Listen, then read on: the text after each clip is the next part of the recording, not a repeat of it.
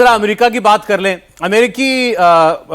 America में आपने देखा कि किस तरीके से विरोध प्रदर्शन हो रहे हैं, और ये सब ट्रंप ने जिस तरीके से अवैध प्रवासियों जो इलीगल इमिग्रेंट्स हैं वहां पर उनके ऊपर जिस तरीके का एक्शन किया है, उसकी वजह से शहर शहर आग लगी हुई है। एलए की तस्वीरें, लॉस एंजलिस की तस्वीरें आपने देखी थी, जहां बहुत सारी गाड़ियां जो हैं वो जला दी गई थी। इसमें 2 लोगों की मौत भी हुई। जो वहां के स्टोर्स थे वो लूट लिए गए। अब इस किस्म की वारदातें अमेरिका के अंदर हो रही हैं। इससे निपटने के लिए पहली बार अमेरिका में ऐसा हुआ कि किसी राज्य के अंदर नेशनल गार्ड्स भेजे गए, ऐसा, और वहां के गवर्नर की इजाजत के बगैर। ये पहली बार हुआ है। गवर्नर जो है वो दूसरी पार्टी का है, वो उसके खिलाफ थे कि यहां पर नेशनल गार्ड्स को भेजा जाए। नेशनल गार्ड मतलब वहां का नेशनल गार्ड, यहाँ की सीआरपीएफ जैसा आप लगा लीजिए, टेरिटोरियल आर्मी नहीं है, टेरिटोरियल जी। ये भी ठीक था। इसके बाद उन्होंने अपने मरीन्स भेज दिए वहां पर।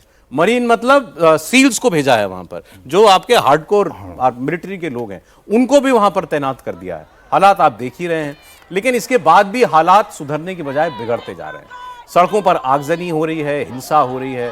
लॉस एंजलिस के डाउनटाउन इलाके हों, पुराने शहर में नाइट कर्फ्यू लगा दिया गया है, कर्फ्यू लगाना पड़ा। हजारों की तादाद में प्रोटेस्टर्स सड़कों पर ट्रंप एडमिनिस्ट्रेशन के खिलाफ नारेबाजी कर रहे हैं। पुलिस वालों और नेशनल गार्ड्स को वापस जाने की वार्निंग दे रहे हैं। उनके ऊपर टीयर गैस के गोले, रबर बुलेट्स का इस्तेमाल हो रहा है। लेकिन अमेरिका के immigration and customs enforcement agency के खिलाफ लोगों का गुस्सा कम नहीं हो रहा। अलग अलग शहरों में, New York, Chicago, Dallas, Austin, Texas, इन तमाम शहरों तक ये विरोध प्रदर्शन की आग जो है वो पहुंच चुकी है। और कुछ प्रदर्शनकारियों ने अमेरिका के झंडे जलाए भी हैं, मेक्सिको का झंडा लहराया है। और ट्रंप ने झंडा जलाने वालों को जानवर कहा है। मतलब ट्रंप भी इससे पीछे नहीं हटने वाले। तो या ये कोई एक आप अमेरिका के अंदर ये जो विरोध प्रदर्शनों का सिलसिला है जनरल साहब, इसको आगे बढ़ता हुआ देख रहे हैं आप? ट्रंप इसको कुचलना चाहते हैं? देखिए, ट्रंप जब से दूसरी बार सत्ता में आए हैं और काफ़ी मेजॉरिटी से आए हैं, उन्हें ये लगता है कि मैं पूरे देश का शहंशाह हूँ और पूरी दुनिया का शहंशाह हूँ। और उन्होंने कई ऐसे निर्णय लिए हैं जो काफ़ी अनपॉपुलर हैं। ये इमिग्रेशन वाला लॉ जो है उसके खिलाफ भी कोर्ट में काफ़ी एप्लीकेशंस जा चुकी हैं, और बीच में एक जज ने तो उसको स्टे भी लगा दिया था। लेकिन ये जो एजेंसीज़ हैं वो अभी बाज नहीं आ रही हैं और चल रहा है आगे। अभी आप इसको इस तरीके से समझिए, हमारे यहाँ भी भारत में अगर किसी प्रांत में कोई गड़बड़ होती है, इंटरनल सिक्योरिटी की गड़बड़ होती है, तो सबसे पहले जो वहाँ का एडमिनिस्ट्रेशन है वो रिक्विजिशन करता है मिलिट्री के लिए, और उसके बाद ही मिलिट्री जाती है। तो उसको अप्रोच करना पड़ता है सेंट्रल गवर्नमेंट को, क्योंकि लॉ एंड ऑर्डर जो है वो स्टेट सब्जेक्ट है। वही चीज़ अमेरिका में है, law and order state subject है। तो हर हालत में अगर वहाँ पर प्रदर्शन हो रहे थे, और अगर गवर्नर को लगता है कि प्रदर्शन जो है वो मेरी पहुँच से बाहर हैं या मेरे कंट्रोल से बाहर जा रहे हैं, तब वो जो है वो नॉर्मल हालत में स्टेट फेडरल एजेंसीज को, यानी कि अमेरिका की गवर्नमेंट को बोलेगा कि भाई मेरे अभी आप और फोर्स भेजिए। इस केस में प्रेसिडेंट ट्रंप ने ना पूछा, ना देखा, ना उससे बात करी, ना गवर्नर से बात करी, सीधा उन्होंने एक ऑर्डर दे दिया। गवर्नर डेमोक्रेटिक पार्टी का है, क्योंकि वो इनका विरोधी है, और वो डेमोक्रेटिक पार्टी का है। तो उन्हें लगता है कि नहीं, ये तो बेकार का आदमी है, इससे तो गवर्नर तो बिल्कुल बेकार है। सर, ये उसके वोटर हैं। हाँ, और जबकि ये गवर्नर जो है ये काफ़ी इंपॉर्टेंट गवर्नर है, क्योंकि एक तो कैलिफोर्निया जो है वो 4.1 ट्रिलियन डॉलर की उसकी कैलिफोर्निया की जीडीपी है, तो वो इम्पॉर्टेंट है।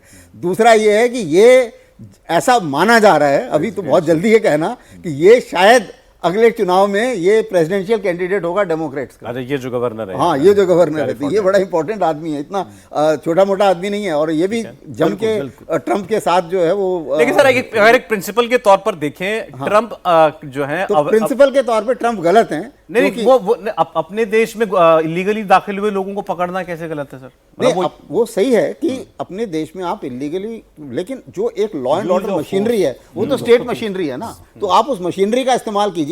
जब तक वो मशीनरी नहीं बोलती है कि हाँ भैया मेरे बस की बात नहीं है, मैं नहीं कर पाऊंगा, मैं ये जो प्रोटेस्ट है इनको कंट्रोल नहीं कर पाऊंगा, तब उसके बाद आप गवर्नमेंट सेंट्रल फोर्स भेजते हैं, तब वो समझ में आती है बात। तो आपने जंप कर दिया, उसके कमांड एंड कंट्रोल में आपने इंटरफियर किया। सर, एक बार शॉर्ट कमेंट प्लीज, कुछ और खबर आई क्योंकि बिल्कुल।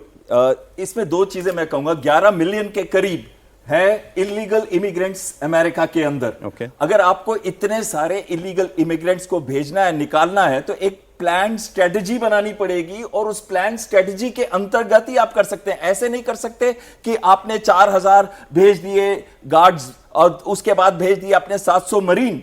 और ये एक ऑटोक्रेटिक तरीके का बिहेवियर देखा जाता है पब्लिक के अंदर भी, आम आदमी। और कहां भेज रहे हैं, जैसे हमारे इधर लेबर चौक होता है, वहां पे भी एक ऐसी जगह है, वहां पे भेज के उनको पकड़ रहे हैं जो भी उनको मिल रहा है। इनमें से कुछ जो एक है वो लीगल भी है, और साथ में जो दूसरी जगह का है 9/11 स्टोर्स। तो ये एक मैसेज जो पूरा जा रहा है अमेरिका के अंदर कि आपको कहीं पे भी हम पकड़ लेंगे, चाहे वो लीगल हो या इलीगल हो, उनको फटाफट डिपोर्ट करना उनके लिए ज्यादा इंपॉर्टेंट है। पर 11 मिलियन को, अब भारत के अंदर 20 मिलियन बांग्लादेशीज हैं, हमें उनको भी निकालना। हम देखो कितने मेथोडिकली निकाल रहे हैं। हम धीरे धीरे दिल्ली के अंदर हो, चाहे मध्य प्रदेश महाराष्ट्र के अंदर हो, हम उनको बड़े आराम से पकड़ के धीरे धीरे निकाल के। लेकिन ये अनरेस्ट बढ़ेगा इस लिहाज से अगर ट्रंप करते हैं, ये अनरेस्ट बढ़ेगा, लेकिन इससे बड़ी चीज आएगी कि जो पॉपुलैरिटी है इस समय ट्रंप की, वो नीचे आएगी over a period of time, और अराजकता जो है वो बढ़ेगी।